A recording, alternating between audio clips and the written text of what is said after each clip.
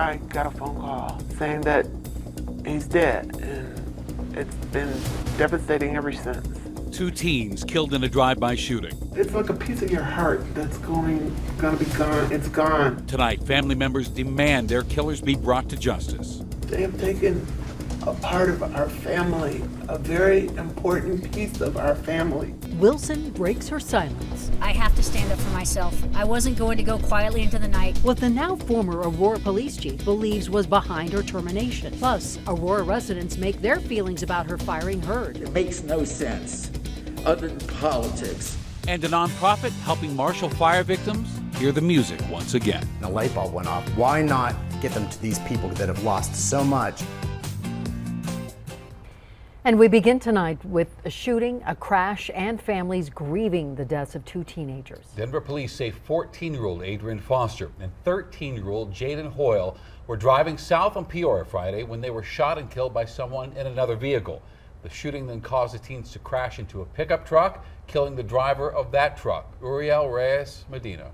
And today, Denver 7's Ivan Rodriguez talked with a family member of Adrian Foster, mourning as his killer remains on the loose. Ivan? Denver police say they're still looking for anyone with information to help piece together what happened and identify whoever was involved, a justice necessary for the family. They had great futures in front of them. Stolen.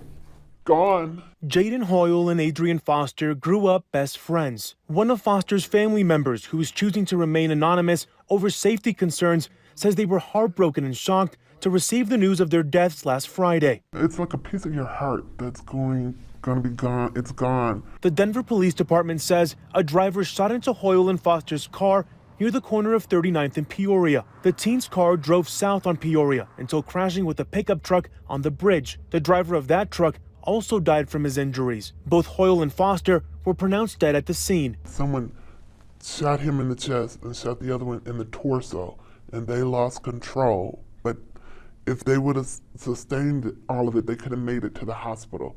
But then they had that terrible accident. Foster's family said he had dreams of becoming a basketball or football player and was touring schools to start college early. He was visiting another city and state to attend a different school. He actually was accepted into a junior college. How do you move forward from here? I may move past it, but I'm not going to just forget about it. I don't want people to forget Adrian Foster and Jaden Hoyle. Those 2 guys, they did not deserve that at all. The family has set up a GoFundMe page to help cover funeral expenses. You can find a link to that on our website. Ivan Rodriguez, Denver 7. Yeah, just so sad, Ivan. Thank you. And family and friends have launched a GoFundMe to help pay for the funeral of the truck driver who was killed in that crash on Friday. And we spoke with the wife of Uriel Reyes Medina, and she tells us her husband was on his way home from running errands when he was killed. And tonight, she and her family, they are pleading for justice.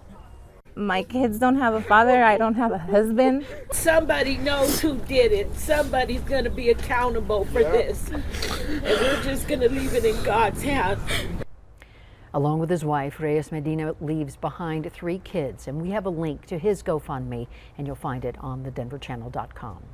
All right, Justin, Denver police are looking for a missing 12-year-old boy. Jarrell Jai Brooks was last seen around West Bellevue and South Kipling. He was wearing at the time a red shirt, gray pants, also carrying a backpack. Police say he has autism and has difficulty communicating. So please, if you do see him, call 911. Fort Collins police say a 6-year-old boy died after they believe he accidentally shot himself. Officers were called to a home Sunday evening in the area of East Lincoln Avenue and Collegiate Way on a report of a child who had shot himself, and the boy was then taken to the hospital. That's where he was pronounced dead. So we are now waiting on the Larimer County coroner to determine the boy's manner of death. A man is likely to be sentenced to at least 2 years in prison for kidnapping a middle school student in Broomfield. Shane Hammond was found guilty of second-degree kidnapping. Police say he pushed the 12-year-old girl into his truck in 2019 as she was just walking home from Westlake Middle School. The girl, though, was able to escape, and she ran home. Now, Hammond eventually was arrested after months of investigation. And tonight we know what was in that suspicious package that shut down Highway 36 in Boulder Friday night. Police say a caller reported what appeared to be a pipe bomb on the side of the highway. Turned out it was a weighted jump rope modified with pieces of steel duct taped to the handles. Several homes also had to be evacuated as a result. For the first time since her firing, we are hearing from now former Aurora Police Chief Vanessa Wilson. She was fired last Wednesday, weeks after Denver 7 investigative reporter Jennifer Kovaleski first reported that Wilson was on her way out. City Manager Jim Twombly said his decision to let Wilson go came down to concerns over the department's management. While surrounded by supporters today, Wilson disputed Twombly's reasoning and made it clear she is not going away quietly. Why do you think the city manager fired you? Well, I can only go with what the city manager claimed that he fired me for, which was overall leadership and overall management.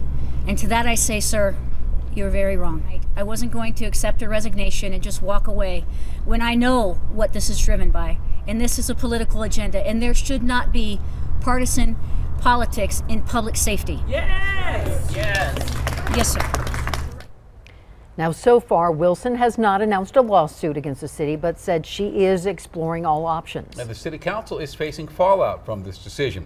Denver 7's Jacqueline Allen joins us now. Public comment tonight during the council meeting resoundingly on Wilson's side. Definitely. You know, we keep hearing Chief Wilson may have been unpopular in her police department, but she was very popular in the community. Now, rarely was that more evident than in tonight's city council meeting. Listen to this. Why on earth would you want to replace her as chief of police? It makes no sense, other than politics. About a dozen people speaking out during public comment tonight, all in support of Wilson, calling this politics, plain and simple. Several people reminded council that Chief Wilson was hired to change the department, and she was doing just that when she was fired. Others questioned the expense of the search for a new chief and a possible lawsuit. Some even said the council needs to rehire Wilson because of her work in the community. Listen in on multiple perspectives from tonight's meeting. She has responded to the community. She listened to the community. She was present in the community. Her goalpost was moved from build a better police department to and make the men like you while you enact big changes and raise expectations. So I understand the good and the bad. Chief Wilson was trying to get us to the good, and I hope the next chief will continue that work. Now, as he referenced, Aurora is currently looking for an interim chief with the goal of having a permanent chief within the next 6 months. But the community we're hearing from tells me that the chief will have a tough road once again trying to rebuild trust. Shannon. All right, Jacqueline, thank you for your quick work on that tonight. Colorado Congressman Joe Neguse set to unveil a new package of bills focused on preventing mass shootings and helping support survivors. This effort comes 1 year after 10 people were killed in the shooting at the Table Mesa King Soopers in Boulder. The bills would boost security measures and training protocols at schools and theaters and stores and other places where people gather. Neguse plans to announce the proposal tomorrow. Well, the Adams County Sheriff says several people were arrested after a drug bust net 60,000 fentanyl pills. It happened during a drug traffic investigation last Monday in the North Denver Metro. According to the sheriff, the fentanyl pills seized were counterfeit oxycodone. Investigators also found 5 pounds of methamphetamine along with several pounds of cocaine and heroin. At the State House, the House Judiciary Committee tomorrow will debate a bill aimed at holding fentanyl dealers accountable. The bipartisan measure increases possession of 4 grams or more of fentanyl from a misdemeanor to a felony. It also holds dealers liable for any deaths from the drugs they push. And there are some concerns, particularly from law enforcement, that the bill doesn't go far enough. According to Colorado Public Radio, lawmakers are discussing possible changes to the bill. One amendment under consideration would make possession of 2 grams a felony. Under the current bill, the felony threshold would be 4 grams. Another possible amendment would make possession of any amount of fentanyl a felony. Well, Colorado's COVID cases are ticking up, averaging just under 1,500 cases per day. That's up 10% over the last 2 weeks. And today, the 14-day national average showed an increase for the first time in a couple of months. So throughout the pandemic, to make sense of changing data, we have reliably turned to Dr. Michelle Barron, Senior Medical Director of Infection Prevention and Control for UC Health. And I called her again today about these rising numbers. Dr. Barron says her level of concern is only mild at this point. The other piece, obviously, that's important to look at is not just positivity, but looking at hospitalizations. And hospitalizations tweaked slightly up, but then went back down.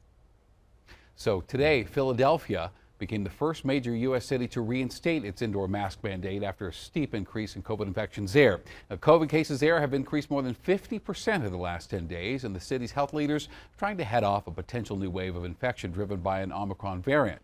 Also, a handful of universities today, including Columbia in New York, Georgetown in Washington, D.C., and Houston's Rice University, also announced they are bringing back indoor mask requirements. Meanwhile, you might have to wear your masks on planes a little longer. The federal mask requirement on planes and public transit is set to expire 1 week from today. Well, during a television interview today, a White House COVID advisor says an extension is being considered and a decision could come later on this week. Juneteenth is already a federal holiday, and now it's a step closer to becoming an official state holiday here in Colorado. Today, House lawmakers overwhelmingly passed a bill that had already passed the Senate and now goes to Governor Polis for his signature. Juneteenth is celebrated each year on June 19th. It marks the end of slavery when news reached Galveston, Texas that slaves had been freed. Winds are whipping up some snow for the mountains, heavy at times. In Denver, it's rain and then snow. I'll have details. Giving back the groove. People are donating like $15,000 harps. That's great because we're giving these to people who are professional musicians and lost their instruments. A Colorado group helps marshal fire victims through music. And a certain Denver Nugget says he's looking forward to seeing his old team in the playoffs.